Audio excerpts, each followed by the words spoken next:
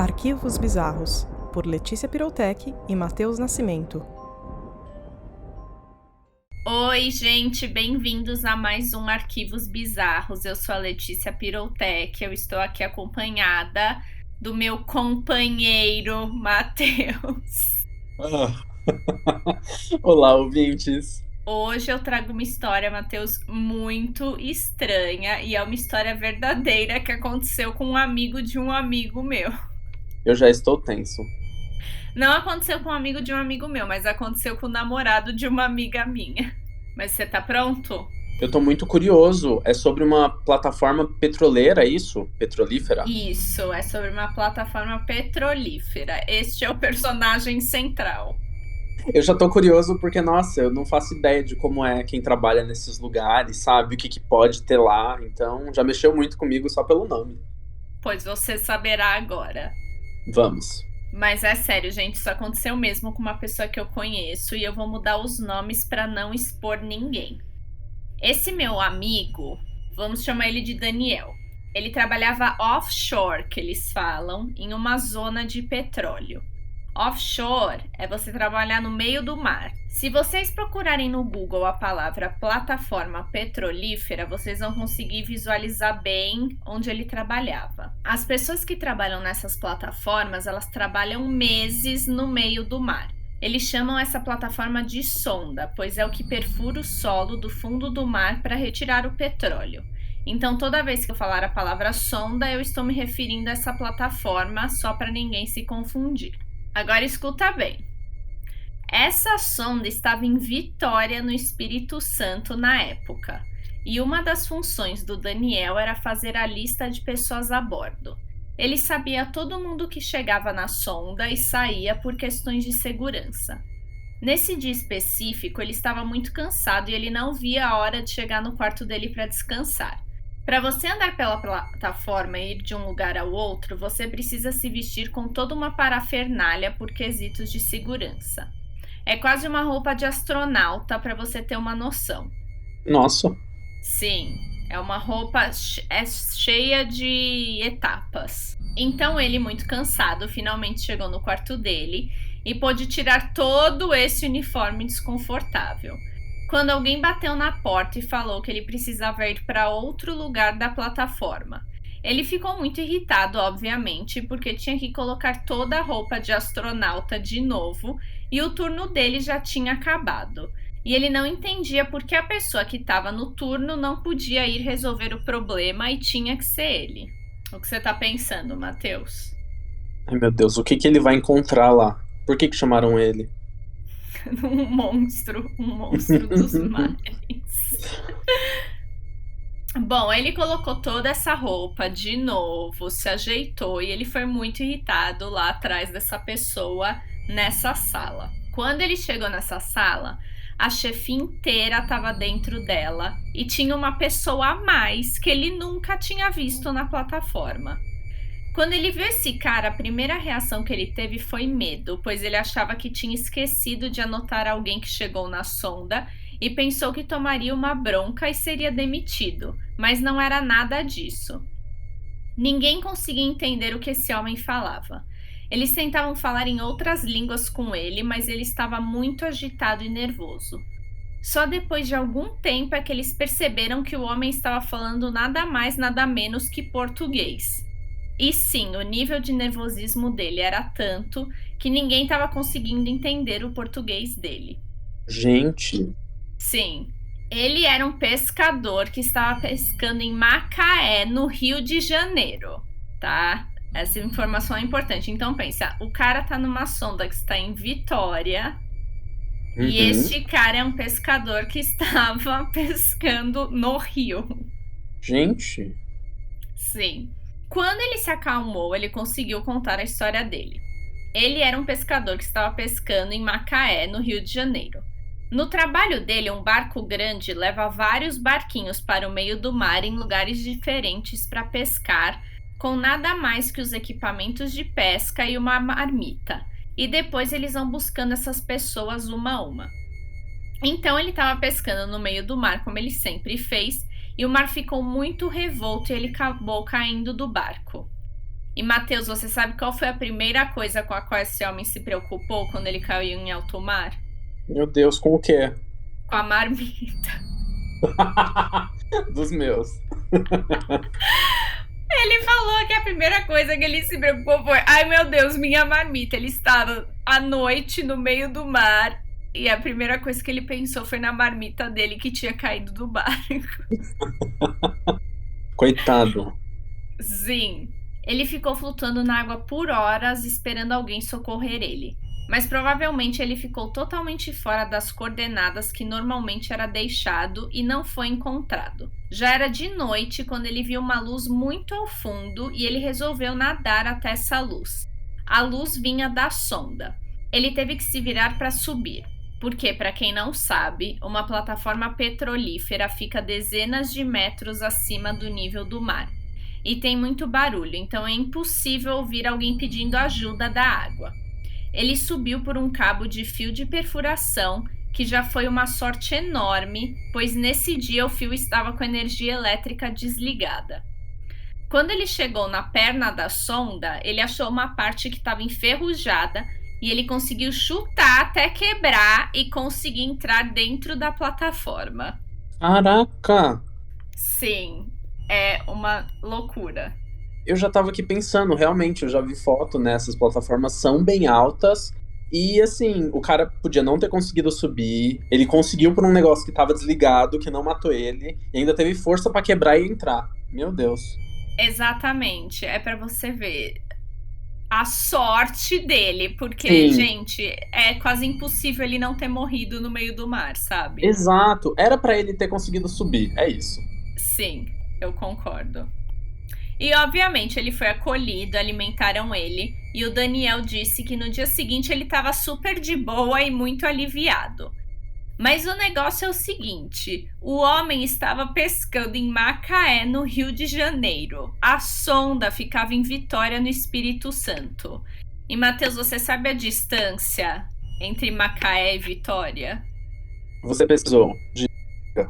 Sim, eu pesquisei e ele me contou. Gente, quanto que... São mais de 340 quilômetros de distância. Meu Deus! Exatamente, aí que entram as nossas teorias, porque todo mundo daquela plataforma teve alguma teoria, obviamente. Uhum. Vamos falar assim, supondo que ele ficou horas flutuando na água, tudo isso aconteceu no período de apenas um dia. Como que ele conseguiu flutuar tantos quilômetros em tão pouco tempo? Como ele teve forças para nadar provavelmente mais de 100 quilômetros até a sonda? Força, né? Pra escalar o negócio e tudo mais. Sim, isso também. A minha teoria é a mais alienígena de todas. Esse cara tinha que viver, entendeu? Obviamente ele tinha que sobreviver. E Sim. ele entrou num buraco minhoca que levou ele até a sonda. Ou seja, a quilometragem foi na verdade muito menor, pois ele foi teletransportado de Macaé até essa sonda, que ficava a mais de 340 quilômetros de distância de onde ele estava. Pra mim, essa é a minha teoria, mas eu quero saber o que você acha, Matheus, da história e qual a sua teoria. Gente, eu ainda tô perplexo. A distância é muito grande. Ainda pensando no tanto que esse homem, né, o tempo também que esse cara passou na água.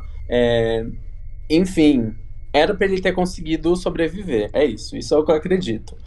Dele Sim. ser teletransportado, olha, capaz. Mas eu também fico pensando, como que faz pra entrar num buraco de minhoca desses? Eu tenho interesse. Então, se vocês querem explicação de um buraco de minhoca, basicamente é um buraco que existe no espaço sideral e ele te transporta de um ponto a outro. Então, você começa nesse ponto, só que você vai ser teletransportado para esse outro ponto em um tempo muito menor. Então, se a distância era, 1.000 quilômetros de uma ponta a outra, você vai fazer essa viagem em 30 segundos. Uhum. Essa é a teoria. Mas eu acho que isso é possível isso acontecer na Terra. Porque já aconteceu coisas com avião, assim. Você já ouviu falar? Não, nunca ouvi. de viagens que eram pra durar 12 horas e duraram, tipo, 15 minutos. Meu Deus, sério? Sim. Gente, E, tipo, eles não sabem explicar como é possível que isso aconteceu. meu Deus. É tipo, eu tô aqui no Brasil, eu entro num avião pra ir, sei lá, pra Coreia do Sul. E aí passa meia hora e eu tô na Coreia do Sul. É tipo isso. Eu vou Sendo achar que é que uma foi, viagem de 24 horas. eu vou achar que foi o remédio que você tomou pra dormir, não é possível. Mas a minha teoria é essa, pra mim não faz sentido. Tipo, como que ele ia ter conseguido nadar tudo isso, flutuar tudo isso? Sim, No meio da noite, ele ainda subiu pela sonda, segurando pelo fio, que é o que você falou, não sei que tipo de força você precisa pra fazer isso. sim. Ficou chutando a parte enferrujada até abrir, ele conseguir entrar na sonda. Como? 340 quilômetros é muita coisa. Muita coisa, sim. E o tempo, né, que ele teria passado mesmo na água. O cara ia estar todo desidratado, todo enrugado, né? Gente, Exato. Essa pra mim é um arquivo bizarro. demais. E, nossa, eu fiquei pensando agora também no quadro. Esse daqui é também um da Área 51, né? Nossa. Então, eu acho que eu vou pôr como Área 51, porque não é sobrenatural. Ou é? Ou pois é, esse cara era real? Devolveram ele pra Terra? Viram pra onde ele foi? Sabe? Então, eu perguntei pro namorado da minha amiga, eu falei, gente, isso não saiu no jornal? E ele falou que Sim, não saiu no jornal, porque, tipo, a empresa pra qual ele trabalhava não queria problemas, sabe? nossa. Mas o cara merecia um filme. Claro. É porque, gente, eu também fiquei pensando, né? Vou pra uma teoria aqui que pode ir um pouco longe, né? Mas Tá, assim, aquela coisa de memória plantada, sabe? sei. E se esse cara foi abduzido, soltaram ele na plataforma, sabe? Materializaram ele ali de alguma forma e ele lembra de tudo isso que aconteceu, mas não aconteceu porque não tinha como. É possível também. É uma boa teoria. Vai Tipo, que? tudo que ele viu do mar revolto, ele no mar, ele Eles subindo na escalando esse sonda, não negócio. aconteceu. Exato, Foram os aliens. exato. Plantaram isso na cabeça dele. Então, pra mim, de um jeito ou de outro, foram os aliens. Eu concordo com as duas teorias, porque eu acho muito absurdo. Eu Muito. gosto de tentar pensar numa teoria normal. Que é tipo, Uhum. ele flutuou os 340 quilômetros e viu a luz lá. Só que, gente, é muita coisa. Isso aconteceu num período de um dia. Sim. Um dia ele não ia ter flutuado tudo isso. Então, não pelos meus cálculos, né? Se algum cientista tá ouvindo isso, fala pra gente aí nos comentários o que você acha dessa história. Boa. Porque eu e o Matheus, nós somos de humanas, então. Sim. Mas esse é o meu arquivo do dia, Matheus. Eu adorei essa história. Nossa, eu espero que esse cara, se ele for humano, que ele esteja bem. E longe da água. Mas o que eu acho também interessante é que quando ele viu o cara, eles nem estavam entendendo o que o cara tava falando. Eles achavam que ele tava falando outra língua. Ah, verdade, eu não comentei sobre isso. Nessa hora eu fiquei pensando, esse cara era humano, sabe? Tipo, que língua ele está falando? É uma língua alienígena? Exatamente. Tipo, Coitado. e se foi a língua que ficou implantada na cabeça dele no momento e era só aquilo que ele conseguia falar? Não sabemos. Era a história que ele conseguia contar, verdade? Sim. Tá vendo? No final eles foram percebendo que ele tava falando português. É porque eu realmente acho que ele tava muito nervoso com a situação toda. Tipo, eu não consigo me imaginar passando por uma coisa assim. Nossa, também não. Se, dependendo. Eu fico pensando, se eu caísse no mar, eu acho que eu aceitava a minha morte, sabe? Se eu não visse nada perto, nenhum lugar pra ir, não passa nenhum barco, nossa, vou esperar algum bicho me puxar pra dentro d'água. Eu também sou assim, eu sou do tipo, ai, me leva, eu não vou lidar com isso, eu não quero lidar com isso. Sim. Eu sou muito assim também. Eu não sou muito do tipo de vou lutar pela minha vida. Uma vez eu tinha visto um meme que era sobre, tipo, um ataque zumbi, sabe? Sei. Por que as pessoas têm tanta vontade de viver? Por que você não aceita virar um zumbi logo, sabe? Olha, isso aí eu já ia querer ser o Rick Grimes de The Walking Dead, mas é só porque eu vi The Walking Dead. Mas eu sei que eu ia morrer, tipo, no segundo. Fora, você acha que eu ia conseguir correr, tipo, 10 quilômetros sem parar? Nossa, não. De De jeito nenhum. jeito nenhum. Eu não consigo correr nem 500 metros. A hora que meu carro acabar a gasolina, eu morro. É isso. Sim. A gente vai estar junto planejando o próximo episódio.